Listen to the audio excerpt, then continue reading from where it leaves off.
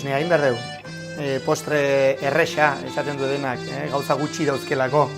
Baina, bueno, garrantzia izaten da, hain osagai gutxi duten postre hauetan, garrantzia izaten da kalidadea.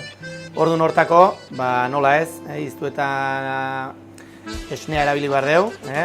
Daukelako aporte graso handi bat, daukelako zapore izugarri, eta orduan nik beti erabiltzen dutena da esnea. Orduan, jartzen dutena da lehenengo kazuelan, lapikon, esnea berotzen. Hoxe da lehenengo pauso egin behar duguna. Gero, behotzen hasten den bitarten, ingo duguna da kanela makiltxoa bota. Eta limoia, pixka bat, aromatizatzeko. Badau jendea esango duna, limoian partez naranja bota daiken, bai. Badau jendea baita esango duna, kanelan partez, vainilla, baita ere. Eta badau jendea egongo duna, etzainola asko gustatzen aromatizatzea esnea. Eta horientzako ere, baiezkoa da. Kuestioa da esne kalidadezkoa erabili, lapikon jarri eta irakiken hasten bitarten, nik kasu honetan pixkat aromatizatzen jartzen dut. Eta segidan, eta ez gramotan baizik, goilarakadatan, ingo diotena da arroza bota. Gaurkoan erabili baraten arroza arborio da. Arborio da kalidade, italiar bat eta kalidade oso ona dauke arroz esnea iteko.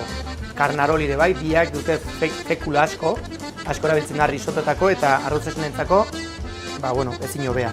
Eta nik erabiltzen ditutena da 2 litro esne bakoitzeko, 3, 4, 5, 6, 7 eta 8. Baridade hontako balima da, 8ekin nahikoa da. Balima da bomba eta igual pixka bat gehiago beharko luke. Eta arroza bota ondoren, ingo detena da, pixka bat dena nahastu, eta jungo naiz irakiten don bitarten, pixka bat noizbenka nahasten jun. Eta horrela egingo dituguna da 15 minutu. Esan bezala, 15 minutu pasadie, ikusten duzu ja evoluzio bat hartu do, irakiten nahi da, hor baten, eta eiken duna da, tapak gabe esnea juten da pixka bat evaporatzen, arroza bea hasten da fekula pixka soltatzen, eta 15 minutu pasa ondoren gutxi gora bera guantxea eiken diotena da azukrea bota.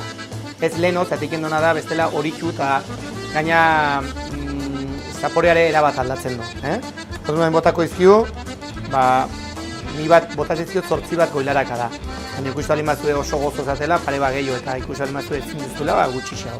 Hoi azuen guztua.